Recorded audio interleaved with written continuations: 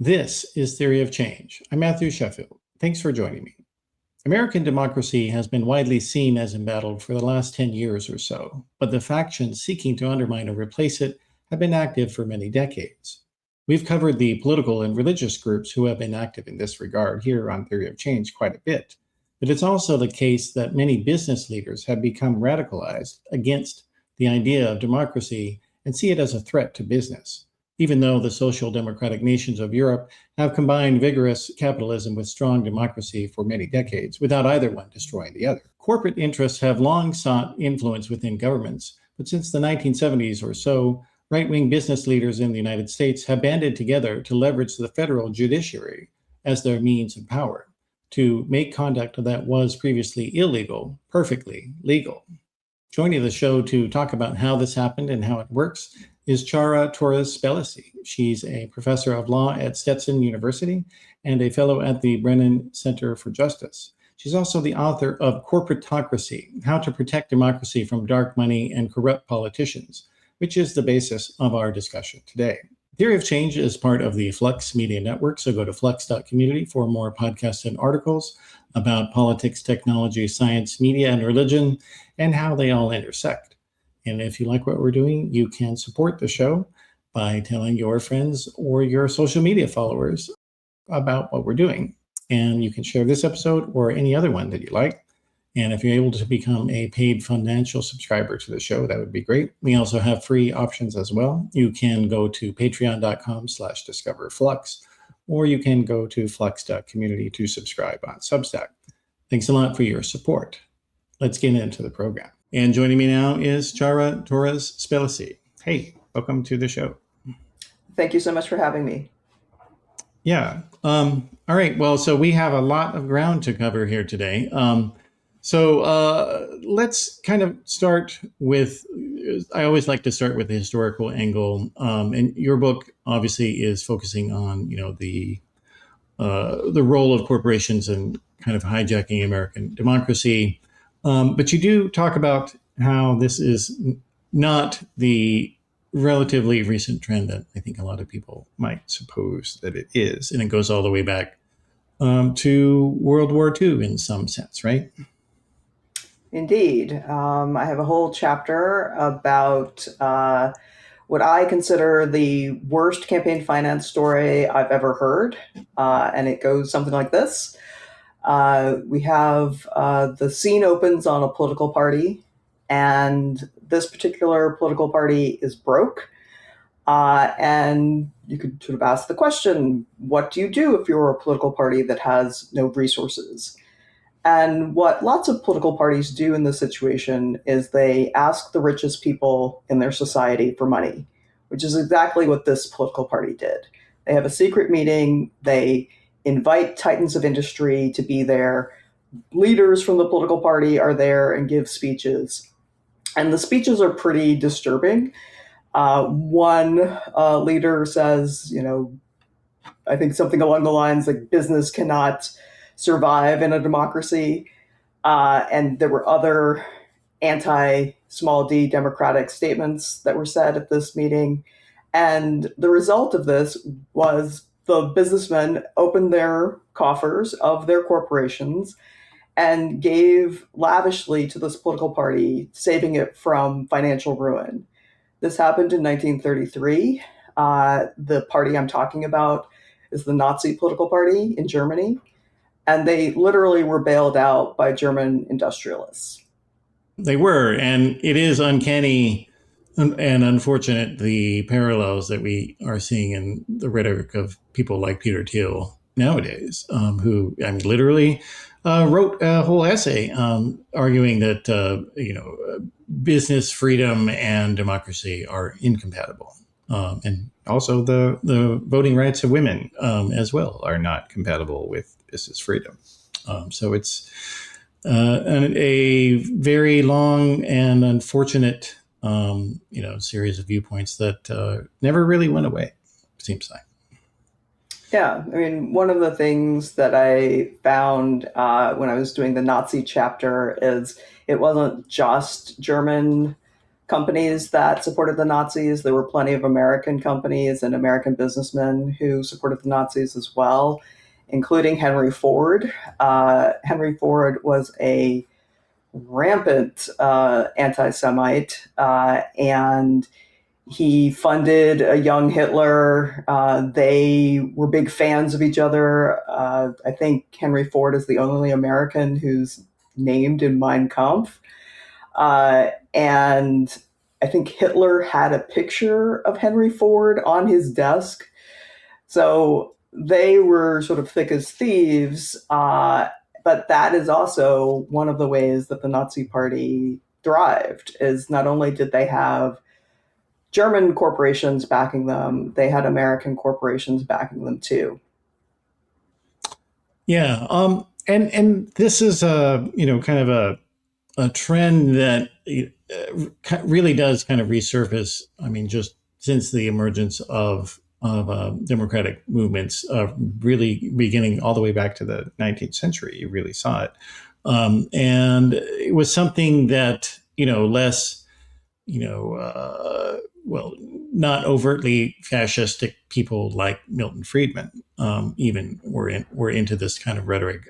He, in fact, had an argument that he would often make. He called it the suicidal impulse of the business community, in which he argued that business leaders who support government interventions ultimately are going to make it so that their country becomes communist, and that their business will be criminalized and nationalized, or some variation of that. And obviously it's not true, because we have a pretty long record of many countries around the world in which they have social democracy policies, and capitalism is not a criminal offense.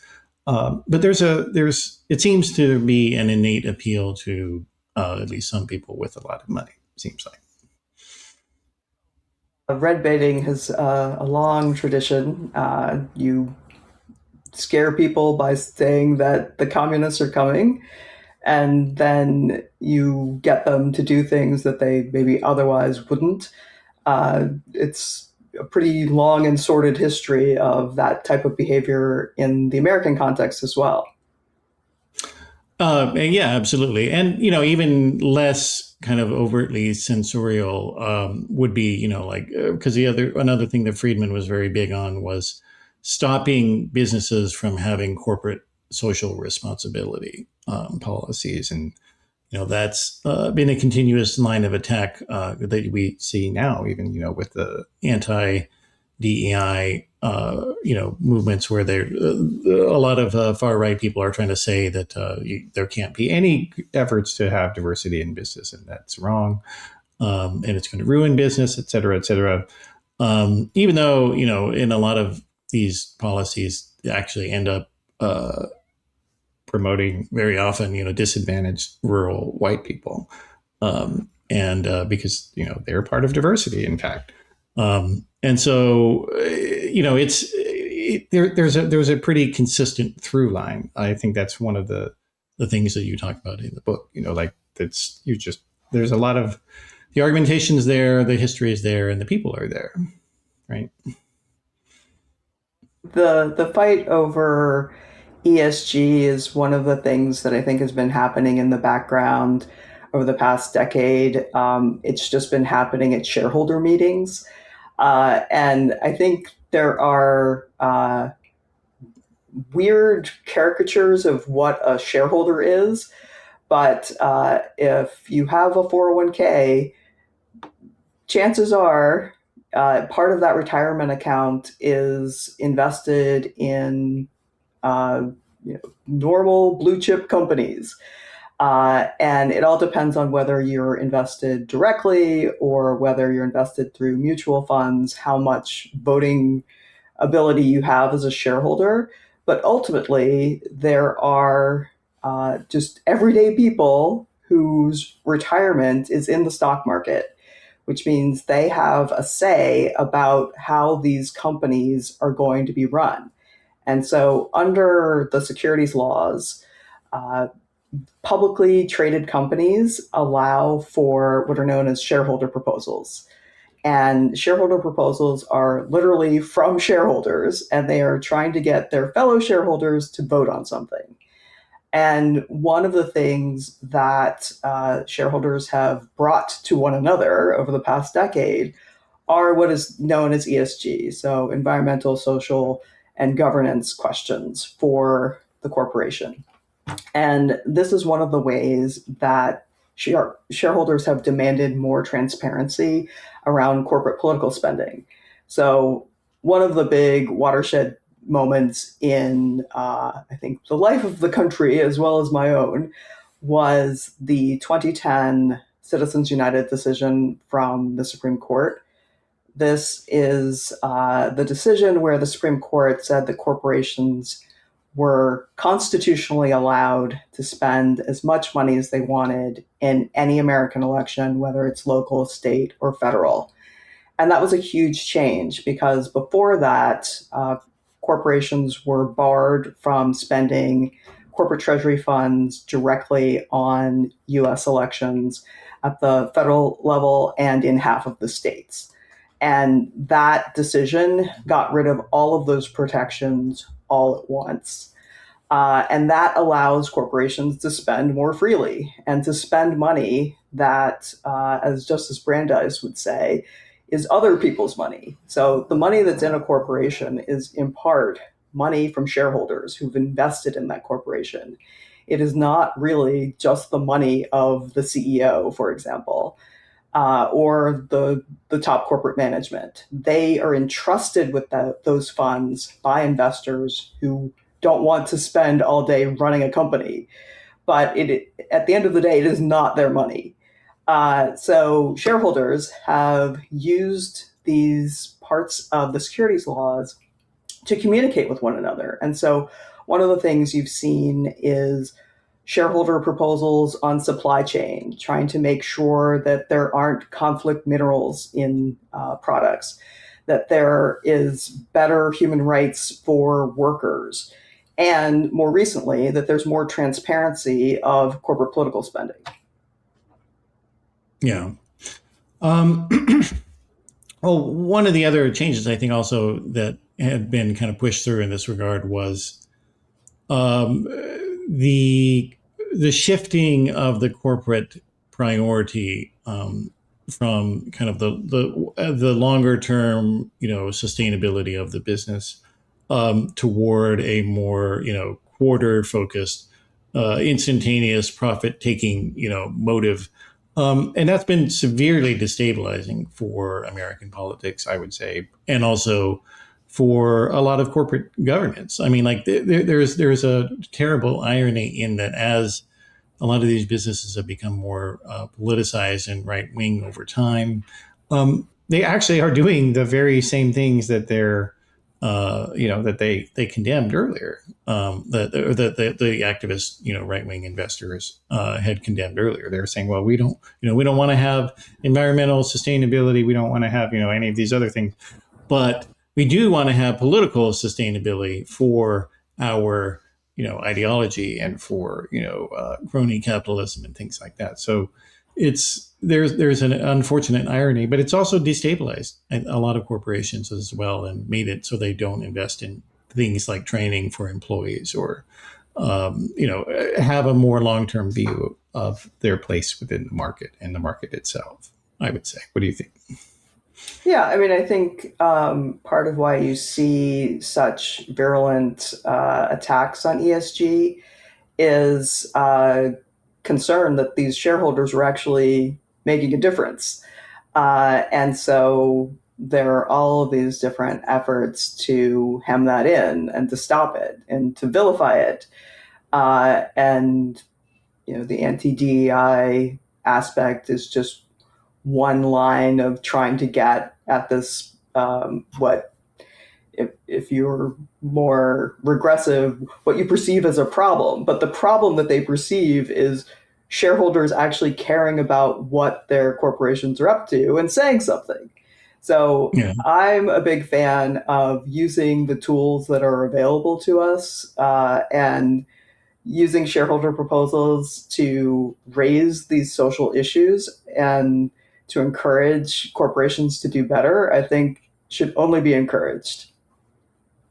Yeah, absolutely. And we're gonna circle back to Citizens United in a second here, but I think kind of the ruling that really did kind of kick off this corporatocracy within American politics was Buckley versus Valeo, and that's a case that is not as infamous nowadays as perhaps it should be.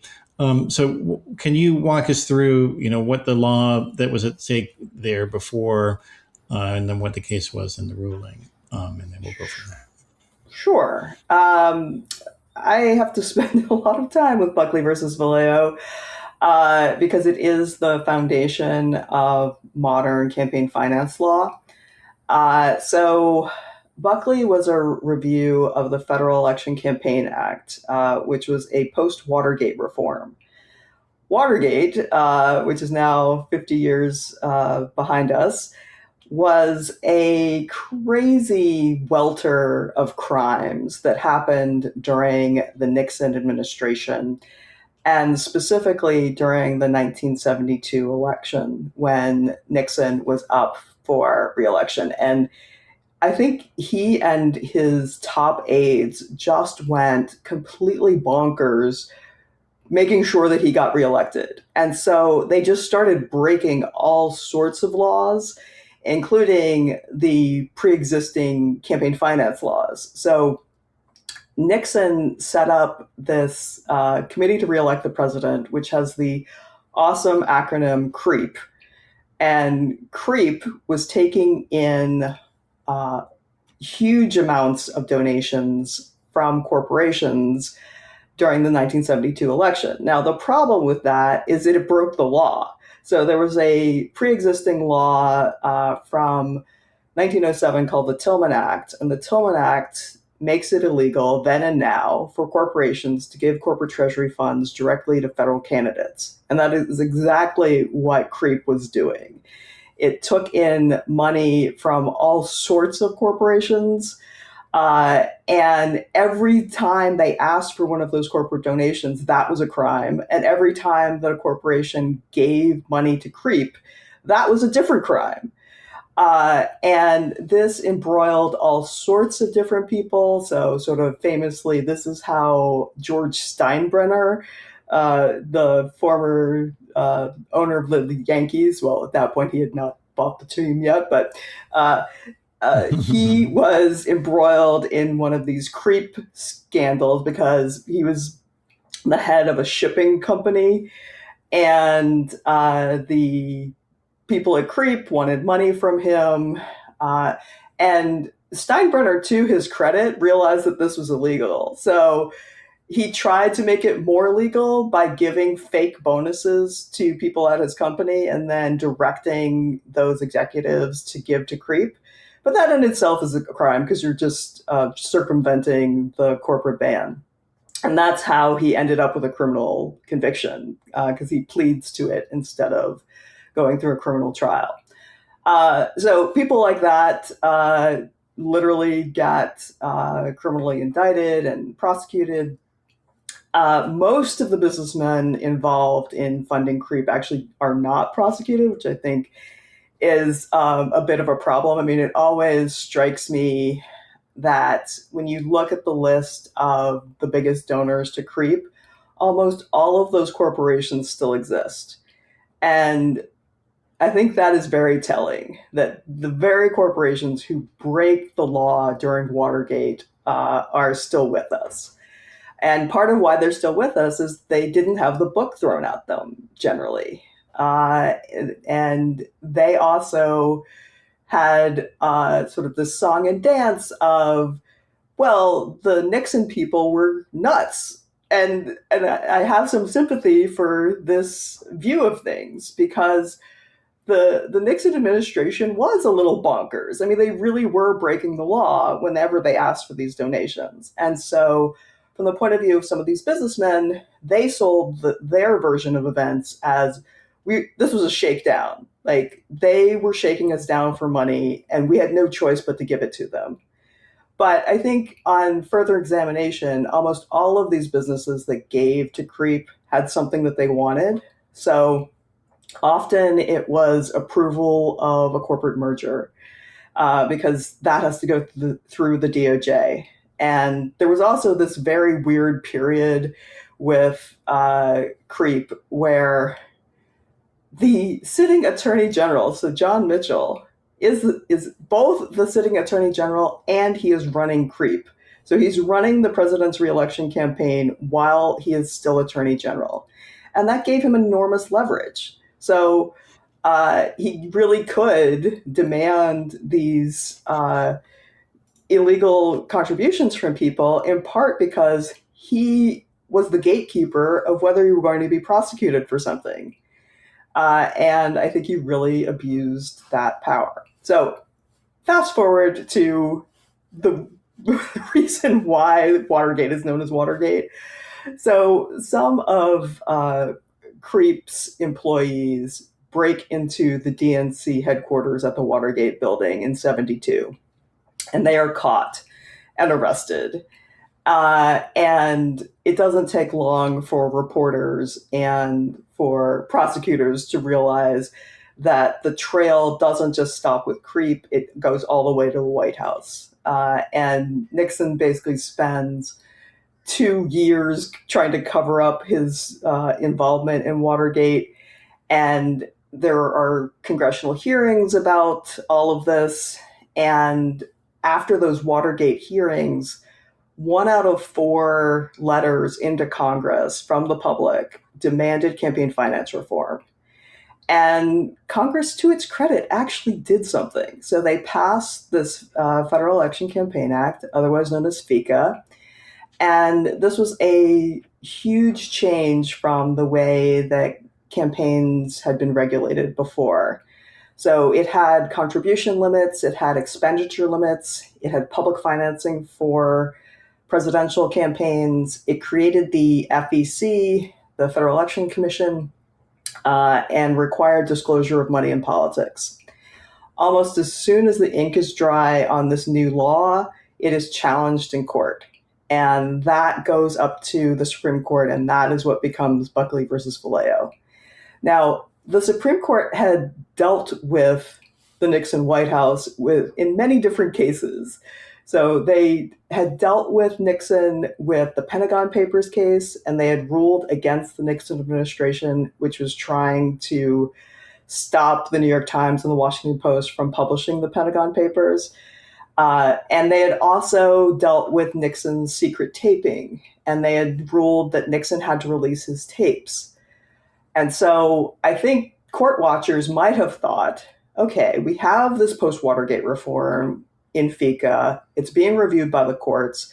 The same court that ruled against Nixon twice while he was president, maybe they will do the right thing when they are looking at this campaign finance reform. And instead of ruling, I think, for democracy, instead they split an enormous amount of babies in the Buckley case. And so one of the things they rule in Buckley is that expenditure limits are unconstitutional under the First Amendment. That means that you can't have an expenditure limit basically on anyone who's spending in politics.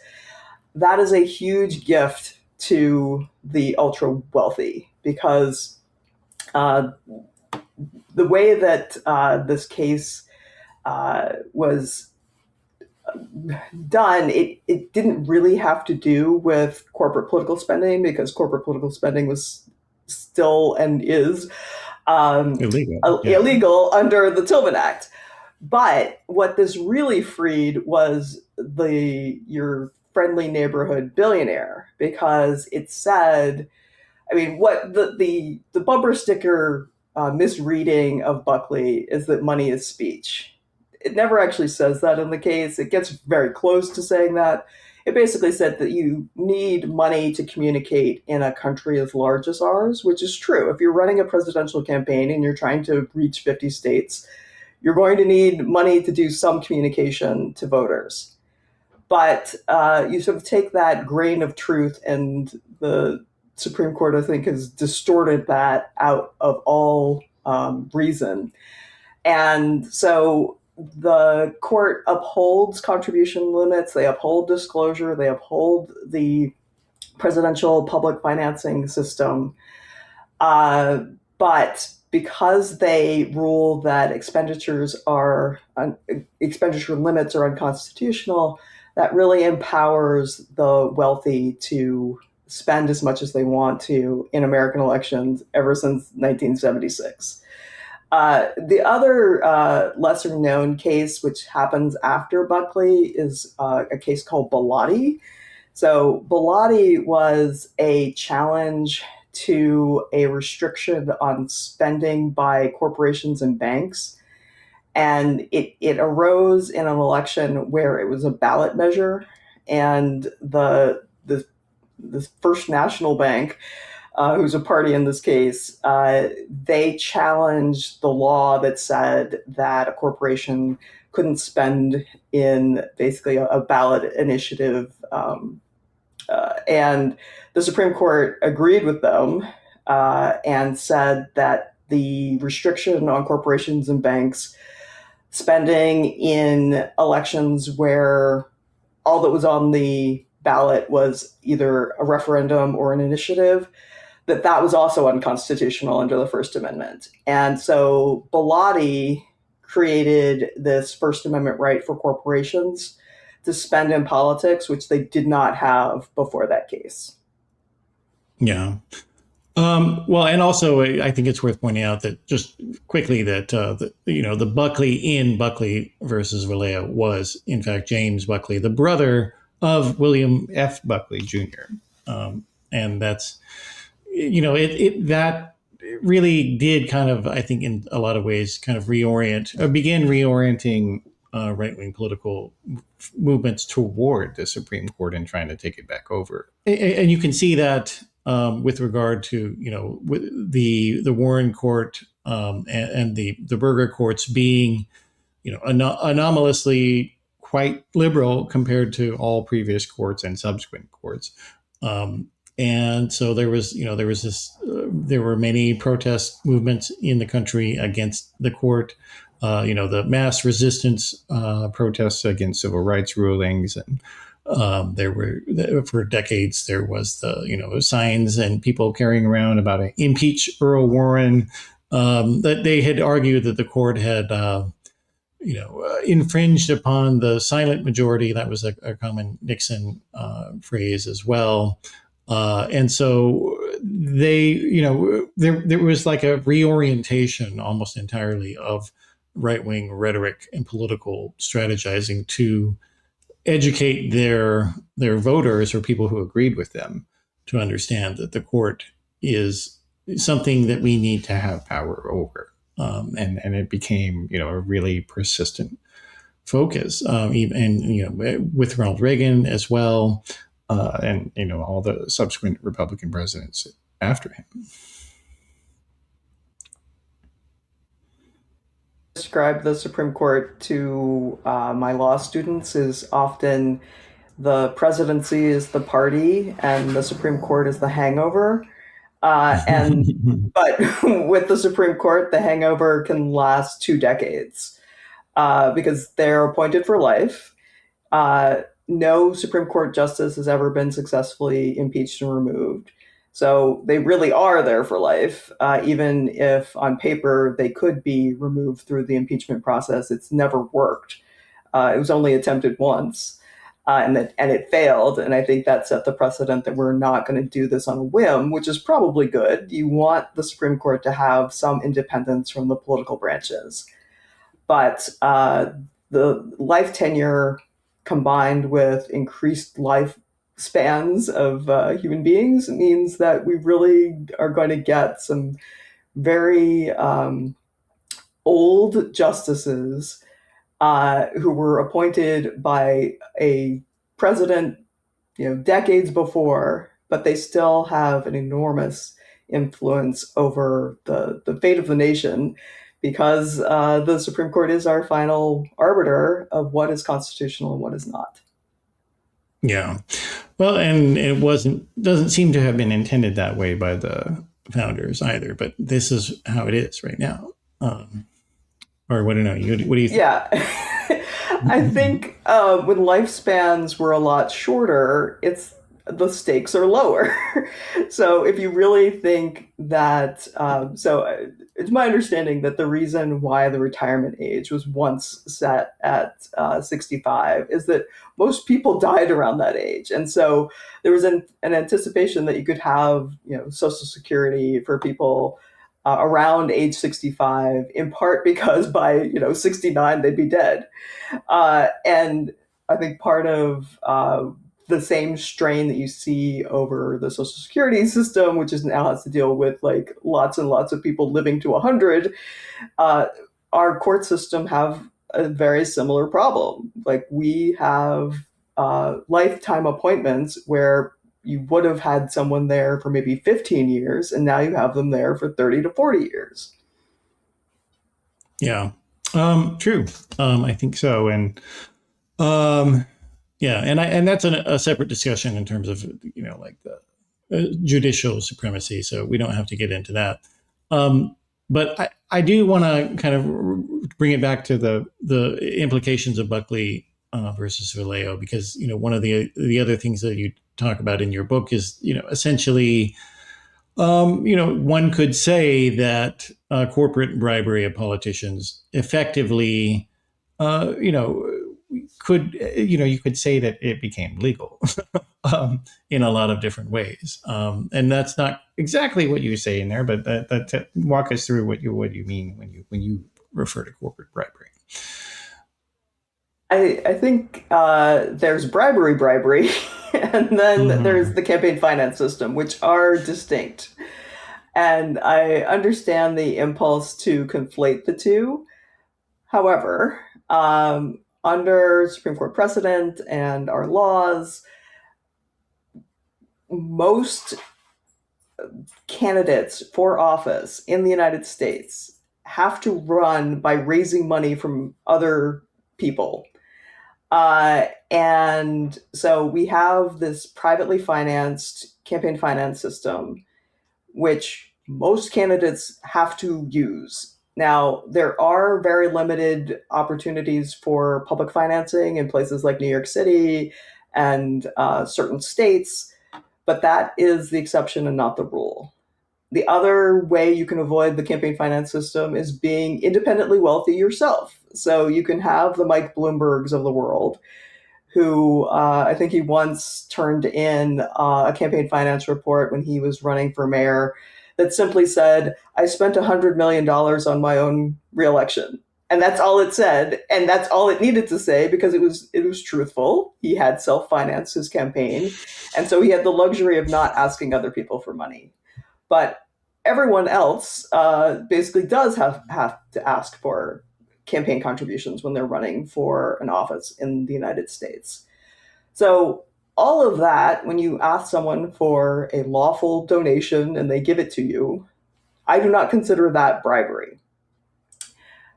There is bribery that happens with certain corporations who, much like the Nixon administration and CREEP, just go far beyond the campaign finance system to literally give a politician a bribe. And one of the ways you can think about the distinction is, with a bribe, the money tends to go directly to the candidate's personal bank account or something that they control. And that is different than giving to a lawful campaign. With a lawful campaign, there are personal use restrictions. You are not allowed to use campaign finance dollars to enrich your own lifestyle. That is personal use, and that is illegal. When you actually take a bribe and you put it into your own bank account, as say you're the governor, that's when I think it really is bribery. And there are cases of that in my book as well. So there was this guy named Larry Householder. He was the Speaker of the House in Ohio. And there was this company called First Energy, and they wanted a bailout at taxpayer expense of some of their nuclear facilities. And they knew in order to do that, they needed legislation to get through the Ohio legislature. And so they literally bribed him and other individuals in Ohio to get that legislation passed. And the sad part of this story is the legislation did pass. It did become law. The voters in Ohio did have to foot the bill for bailing out these crappy nuclear facilities that First Energy owned.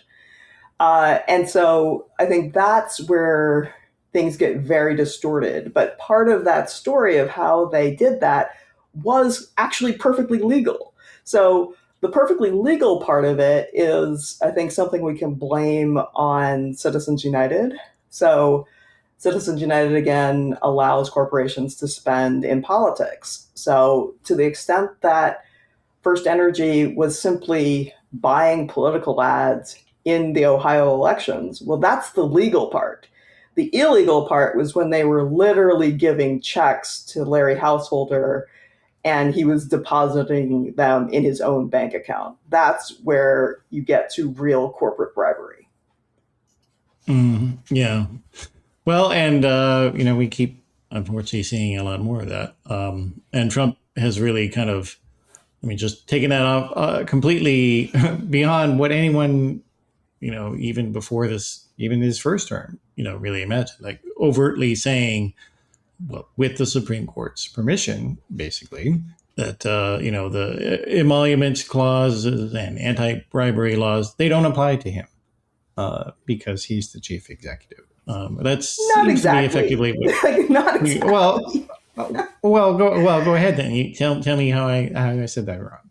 Okay, so the emoluments clause cases, I think, were deeply disappointing for those of us who cared about them.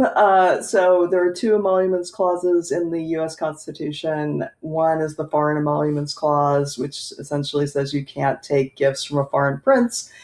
And then there's a Domestic Emoluments Clause, which says that the president's salary can't be augmented by either the federal government or the 50 states.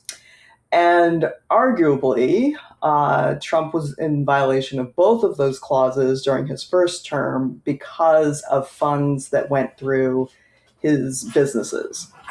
Now, I think, unfortunately, the Supreme Court didn't take this threat seriously enough. So there were multiple lawsuits to enforce the emoluments clauses. One was brought by members of Congress in the minority, so by Democratic representatives and senators. And when that case gets to the Supreme Court essentially says, well, you guys don't have standing to bring this lawsuit. And this is not completely off the wall for the Supreme Court and for the federal judiciary. The federal judiciary is very stingy about recognizing what would otherwise be legislative branch standing to bring federal lawsuits. And the idea behind being stingy about doing this actually makes constitutional sense. The legislature has its own branch of government. If they want to change something, they can literally make new laws, and they are not powerless. And so the courts have always been very hesitant to let them argue about what is sometimes called a political question. Like there's a whole political questions doctrine. Like we want to keep the political branches doing what they want to do, like in their own spheres. We're not going to let them also do this in the courts. So that was one missed opportunity to opine on the merits of the emoluments clause issue. And then there were other lawsuits that were brought essentially by states and by competitors of the Trump organization. And those are mooted out by the Supreme Court, because by the time that those get up to the Supreme Court, Trump has left office, and the Supreme Court basically says there's no longer a case or controversy here. And so they don't rule on those emoluments cases, which I think had stronger standing arguments than the congressional plaintiffs. But nonetheless, the long and the short of all of this is we didn't get definitive rulings on the constitutionality of the two emoluments clauses as applied to a business president in the first term. And I think that explains some of the behavior that we're seeing in term two. Yeah. Okay. Well, I think I agree with that, but it's also like he's basically, with their permission, able to relabel anything that he does as, an executive function.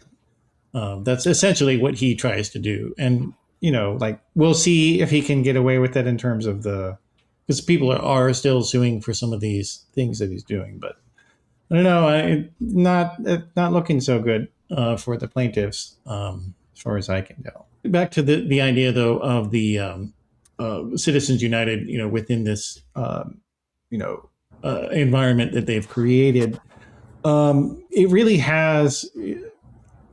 I think that there's an unfortunate gap between public awareness of just how radical that ruling was and what it actually enables. Because most people would not want to have anything remotely close to this. And be the campaign finance law. An example of this that came out recently, the Pew Research Center, they have I guess it's about every 2 years or 3, they do something they call their political typologies report. And they ask tens of thousands of people a series of really important questions that don't get asked as much as they should be in polling. And one of the questions that they ask people, or they ask several questions about the Supreme Court, and one of them is what is the political ideology of the Supreme Court? And what they found was that there's a significant, like the biggest plurality group of Democrats, which they called the order and opportunity left, which is effectively kind of people who are not quite as engaged in politics and have a more socially conservative but socially fiscally liberal viewpoint. Only 45% of them knew that the Supreme Court was conservative. And among Democrats as a whole, or like Democratic leaners, will say that not even 50% believed that the Supreme Court had too much power. And this despite the fact that the left-leaning groups gave the Supreme Court a 22% approval rating. So it's like, in a large way, the right-wing political figures, they educated their voters extensively, repeatedly, and like that was kind of one of the central messages of Trump in 2016 was, well, if you don't like me, you should get over it because I'll give you a Supreme Court that will do what you want.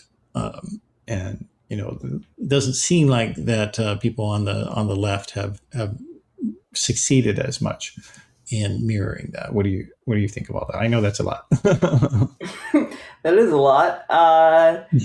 So, the Supreme Court is supposed to be independent of the two political branches. And depending on, where you take your snapshot in time, you have had justices who start farther to the left and migrate to the right while they are justices. And you've also had the exact opposite, where someone who is more conservative, I think of someone like Souter, he was not a raging liberal when he started, but in the strange world that is the Supreme Court, he becomes like a reliable liberal vote. And I think part of the reaction to the behavior of Justice Souter and, say, Justice O'Connor, who also sort of ended up, I think, more progressive in her later years than she started, uh, that I think upped the ante for those who really wanted a more conservative, reliably pro-business Supreme Court. And so I think there was a lot more put into vetting Supreme Court justices, supporting their nominations to the court. It has become its own little mini industry of trying to place particular people with a particular ideology on the Supreme Court. And that effort, I think, is reflected in the 6-3 split that we have today, where it's and it is completely mapped to the party of the president that appointed them. This has not always been true. So, for example, Justice Stevens had been appointed by a Republican, but by the end of his life was voting reliably with the liberal wing of the Supreme Court. Now, the 6 who are voting reliably for conservative and pro-business stances were all Republican appointees. So we might have a recency bias that this Supreme Court looks incredibly partisan, but it has not always been that way, even in the relatively recent past. Mm-hmm. Yeah, that's true. And I mean, it changed though because of people like McConnell and various people in the Federalist Society of trying to reorient sort of right leaning opinion. I think that there was some of that, and also the kind of consensus after World War II, the kind of global consensus of things in favor of social democracy that kind of leached into that as well. And there was, I don't know. I mean, anyway, but that's perhaps a different different podcast episode. So one of the other areas that I think it has really enshrined a lot of corporate power was the implementation of the shadow docket by the court. It was not something that really was that common in the past for the court. So let's talk about that a bit. So for people who don't know what that is, can you explain it, and then what exactly people they're using it for nowadays? So I'm not a huge fan of the phrase shadow docket because it's something you could look up. I mean, I work on the issue of dark money in campaign finance, and with dark money, you really can't tell where it's coming from. It is completely secretive. The only way that you discover dark money is either through litigation or a leak if you get lucky. But with the shadow docket, it is the procedures docket of the Supreme Court. And this is where emergency requests come into the court, and usually on procedural matters. Like, are you going to stay what a lower court has done, or are you going to allow what a lower court has done? Now, that is a lot of lawyerly gobbledygook for who's winning right now. And I think the pernicious part of the shadow docket is the Supreme Court has been making nearly, in some cases, election-altering decisions, because part of what gets litigated today is which congressional map are we using, which campaign finance laws are we enforcing. All of these different rules that have to do with the mechanics of democracy, those are often up at the shadow docket asking for an emergency ruling on what some lower court has done. Now, what I dislike about the shadow docket is it's typically decided very quickly, without full briefing, without a full record in some cases, and without oral argument. And so you're making huge decisions, the Supreme Court is, without the benefit of all of that information, both factual and legal. And so I think the chances for grave mistakes with such a procedure is astronomical. And because these tend to come up on an emergency basis, that is usually not the Supreme Court deciding something on the merits. So they're only deciding stay, not stay of the lower court decision, for example, which is purely procedural. It's basically, do you keep the status quo ante in place with a particular legal challenge or not? And so in some ways, it is all like so cut and dry and boring. But when you sort of look underneath that, I mean, one example of this is congressional maps, which have been the source of enormous litigation over the past few decades. And usually, the political party that controls their legislature also controls the drawing of these maps. And so, what lots of legislatures have done over the years is they will draw a map that just puts their party back in power. And there used to be more checks on that because of the Voting Rights Act and other constitutional doctrines that allowed you to challenge some of these maps as violating equal protection. But the instinct of lawmakers to make maps that are good for their own political party is so intense that often they will do it even if they think it breaks the law. And you run up to the Supreme Court if you win a case below that allows you to keep that bad map in place. And if the Supreme Court agrees with you on the shadow docket, then that map is going to be used for the next 2 years, because typically that's how long litigation is going to take to round trip back to the Supreme Court. So what I least like about the shadow docket, besides the you don't have a full record, you don't have full briefing, you don't have oral argument, is it can reward really bad actors 2 years at a time. And even if when you get back up to the Supreme Court, they finally make the ruling that was more constitutionally dictated, and they're like, no, that map has got to go. Well, elections have already been held using that perfectly illegal map, but voters were trapped in it. So I think there are huge implications for how the shadow docket is used and or abused, especially in the context of democracy.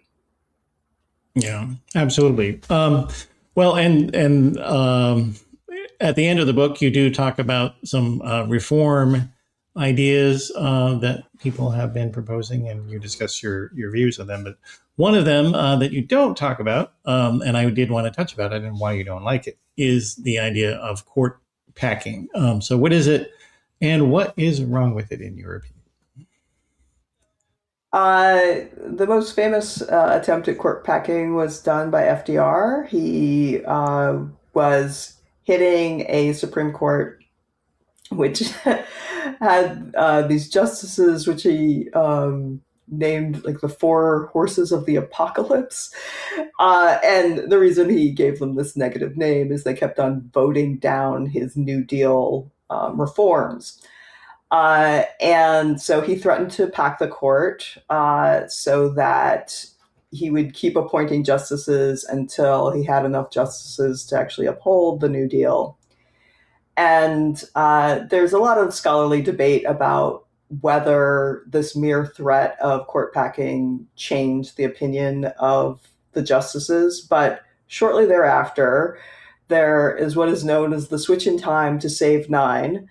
And the justices suddenly, especially one of them in particular, suddenly switches sides and upholds his New Deal reforms. And so it goes from being a 5-4 court one way to being a 5-4 court the other way, and they actually uphold many of the New Deal pieces of legislation. Now, I think part of why scholars debate whether the threat of court packing changed that behavior is that that threat of court packing didn't happen alone. What also happened was Roosevelt is reelected, and the justices are no fools. They know that that means he has 4 more years of appointments. So whether he adds new seats to the court or not, he's going to have an enormous influence on who their new colleagues are. So whether it's just knowing he had that appointment power or it was his threat to pack the court, they do change their voting behavior. But it's hard to pin down exactly why.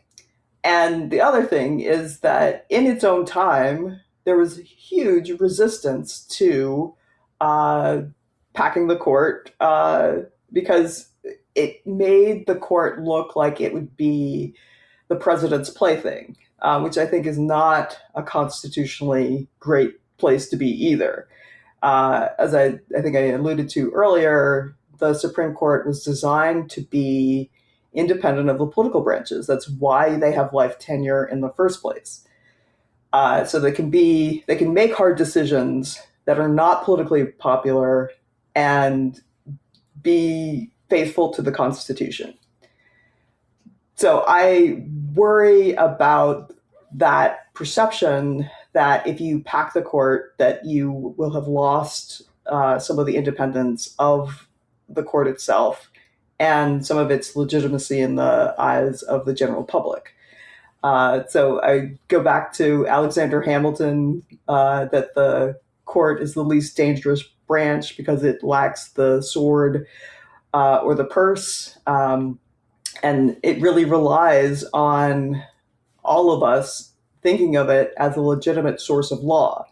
And when you lose that, the game really is all over. Now, I get the frustration with this court, especially in the last couple of terms. They have shown so little respect for their own precedent, and that is deeply disturbing from a rule of law point of view. But I'm not sure that, adding, say it's 3 more seats, is going to solve that. And the other thing that I worry about is just the tit for tat. So if the Dems, when they have the presidency, add 3 more seats, then I'd imagine the Republican president that follows will add 4, and it will create a sort of a large and unwieldy Supreme Court, which could create rulings that are even less clear than the ones we get today. So one of the things that is really a challenge as someone who has to teach constitutional law is often there isn't a clear 5-4 on these decisions. It's really 3-3-3, 4-1-4. And so you literally have to parse, words and decisions that do not agree with one another to try to figure out what the law is on any given constitutional subject. And that is also bad for the rule of law, because if it's not clear what the law is, that I think invites all sorts of coloring in the gray for unscrupulous lawyers everywhere. So what I would love is a Supreme Court that is a lot more clear and cohesive in their decisions, even when I disagree with them, if it's clear what the rule is. Yeah, well, you also are in favor of several other reforms that court reform advocates are favoring. So let's talk about some of those. You obviously like the idea of term limits and rules on justices, because right now they have no ethics rules governing their behavior. And that's a big problem. Yes. and I have to be pretty hypercritical of John Roberts and his leadership at the court on this issue. He put out, so I have to give hats off to ProPublica for asking really basic questions about our complement of sitting justices. I think the most basic question they asked, which the press probably should have asked a long time ago, is how are the justices spending their summers and who is paying for it? And when they asked that simple question, they got these just crazy revelations of the justices having, these junkets with individuals who have matters in front of the court, maybe not directly, but definitely indirectly. And that, I think, has contributed to the public's distrust of the Supreme Court. And Chief Justice Roberts put together this non-binding ethics code for them. And the biggest problem, I think, with that sentence is the non-binding part of it. So I understand that it's very difficult to have rules that apply to the justices because they literally are the ones who are the final word on what the law is.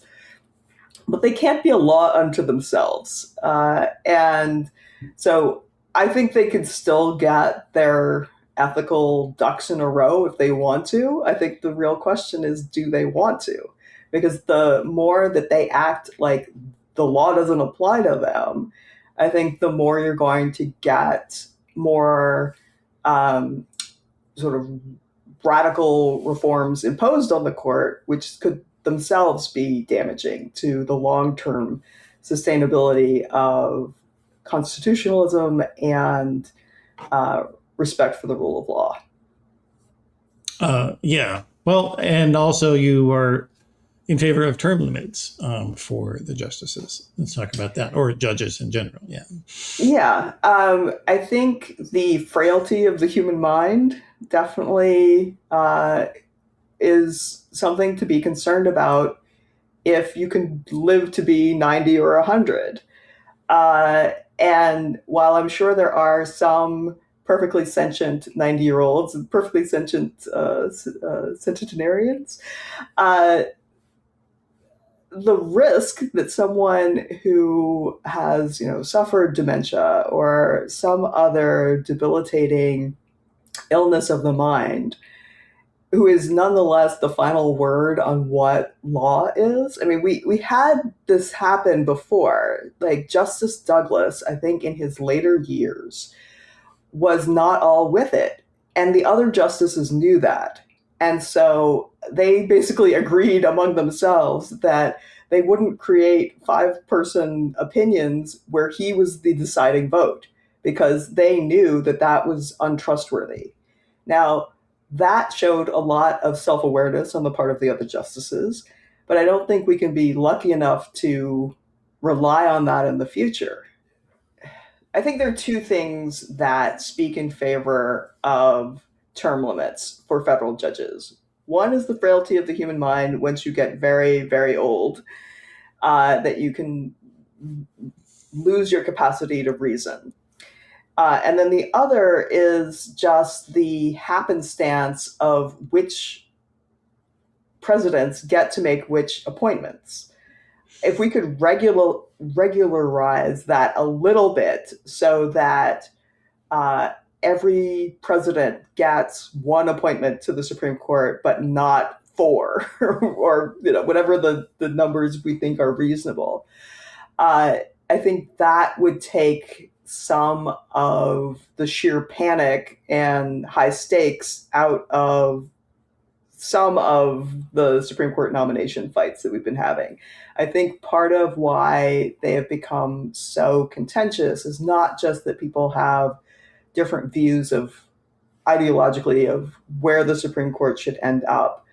It's that every time you nominate someone in their 50s, that person could be there for decades. So the stakes are much higher than if you thought, oh, they'll only be there for a decade, or less. So I think having some sort of retirement age for federal judges would lessen the temperature on some of these fights that we've been having about the courts. Well, there's so much more we could discuss here, but we both have things to do, and I don't want to burden the listener and the viewer too much here. So if people want to keep up with your projects besides getting the book here, what's some of your advice? What would you like them to check out? You can find my podcast, Democracy and Destiny, on wherever you get your podcasts. You can find my books wherever you buy your books. And then I'm over on Blue Sky at Prof. Ciara, so PROF CIARA. And I post frequently, not just about law, but a lot of birds and flowers too. Okay. All right. Well, sounds good. I encourage everybody to check that out. Thanks a lot for me. Of course.